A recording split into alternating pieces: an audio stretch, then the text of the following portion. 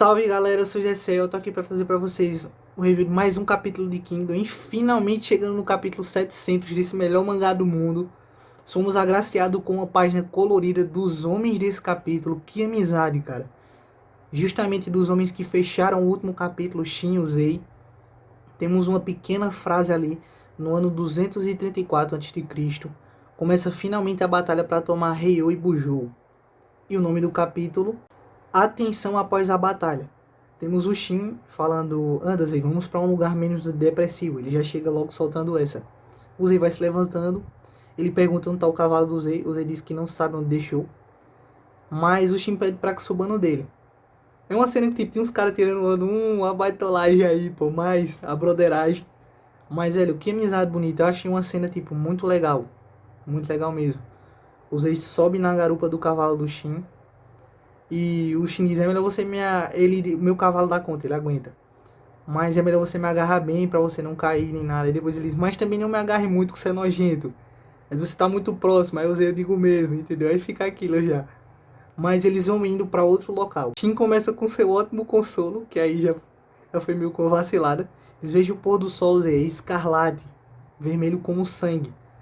E o Zé diz: não faça essa comparação, por favor, o que é que acabou de acontecer? O Shin diz: veja, Zé, atrás daquelas montanhas ele aponta o local e ele o descreve como Eikiu, o local da batalha do exército dele. Ele diz: foi ali que nós lutamos. Era um lugar ridicularmente difícil, mas que graças a muitos esforços nós conseguimos vencer naquele local.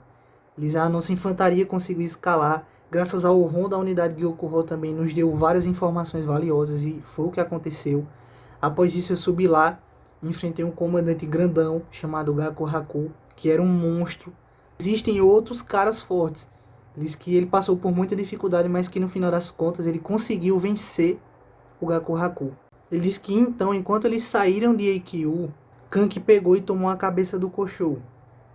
Ele disse que Aten falou para ele que foi justamente por eles terem ganhado em Eikyu que Koshou soltou a sua retaguarda para pará-los, o que fez com que Kanki fosse e derrotasse Koshou. Agora um palpite do próprio Shin diz que ele não tem certeza, mas o palpite dele é que Kanki chamou eles justamente para isso, para que isso fosse possível. Ele diz: você realmente acredita nisso, Deus? Ele diz: não há dúvidas de que ele é um gênio. Mas ambos entram em consenso que para eles o Kanki é um lixo.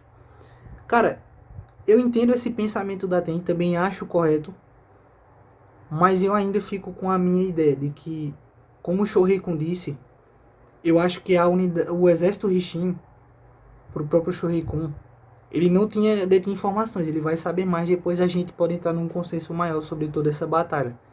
Mas pro Shoreikun foi aquilo. Não é como se a vitória do Kanki fosse toda atrelada ao exército Rishin. Apenas que eles viabilizaram o contra-ataque. O plano do Kanki já vinha rolando desde o começo, como dito pelo próprio Koshou. Porém foi o fato do exército Rishin ter tomado Eikyu que possibilitou, viabilizou o contra-ataque naquela hora, naquele momento. Então acho que dá para você até unir as duas hipóteses e chegar a esse consenso.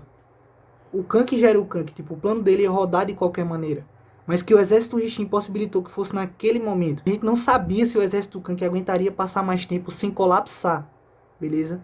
A gente não sabia. O Shin diz que sente muito pro Zei, mas que ele também se desculpa por isso infelizmente ter acontecido. O Zei pergunta: cara, por que tu tá se desculpando? Eu é quem deveria te agradecer pelo feito do Shin.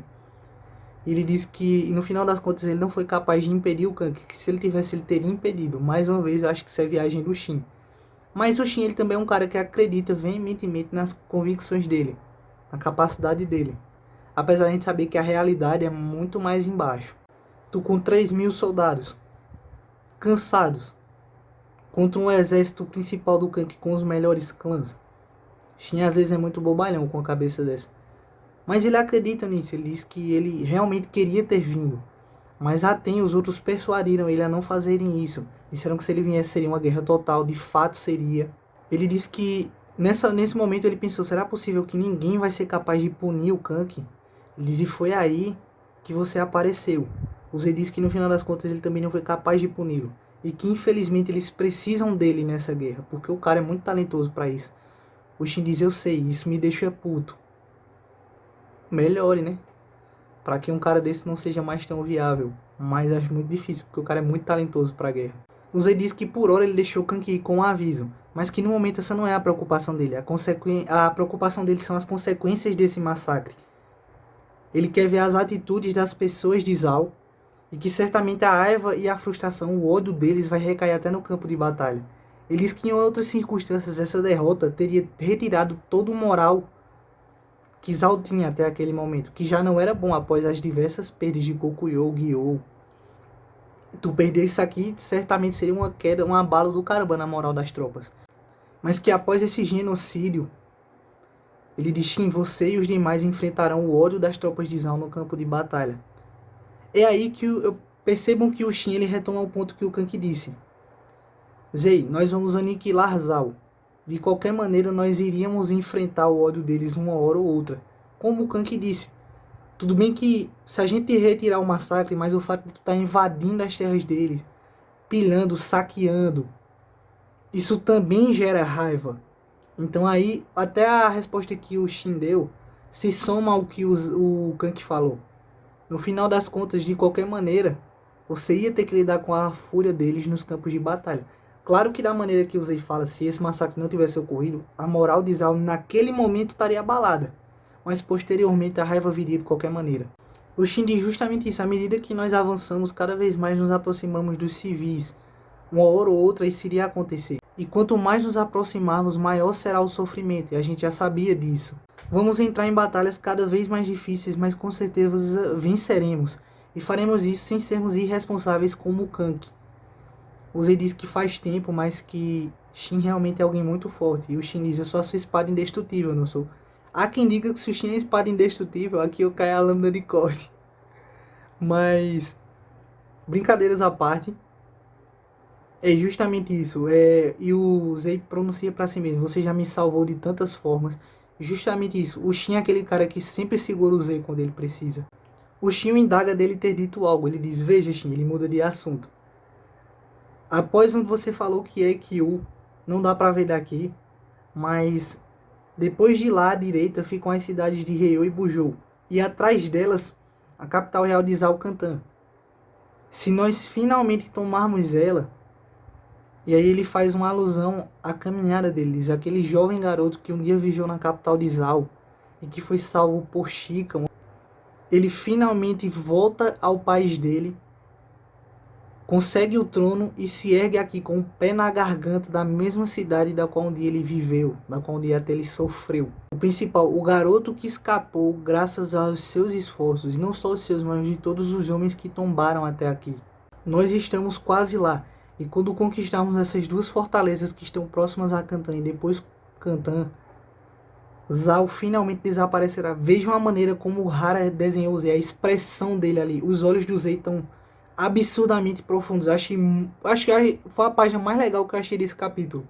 Essa é uma próxima que eu comentarei para vocês. Estamos muito próximos de perfurar o coração de Zal e eles ficam ali vendo o pôr do sol. Agora anoitecendo já, o Naki ele vai até o acampamento do Kank, dá de cara com seus 3 principais oficiais ali, Ringyoku, Kokou e Maron.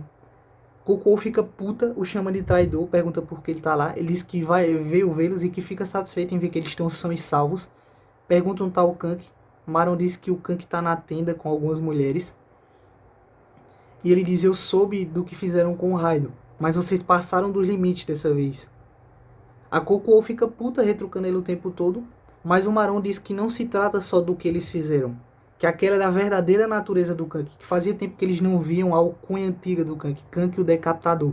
Foi assim que ele fez a fama como um bandido.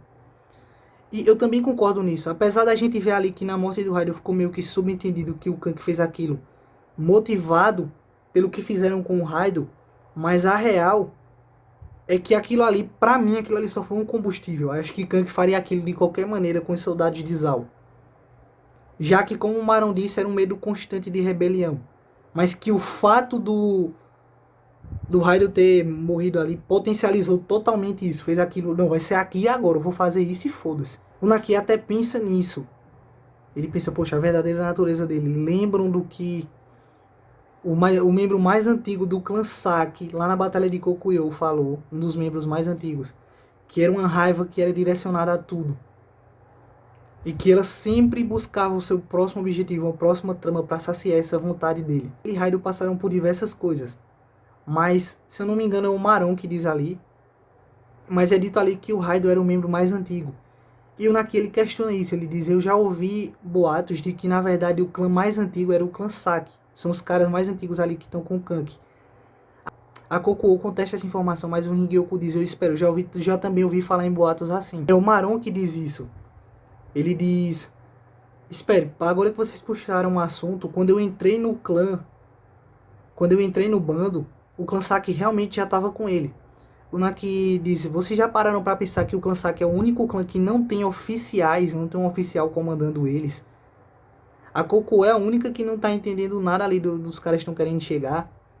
Mas ele diz que seja da maneira como for, até o chefe evita um clã sinistro como aquele.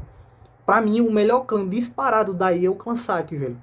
Porque os caras são mestres na arte da informação, os caras são brutais, os caras são lunáticos e são muito misteriosos. Isso é muito legal, velho.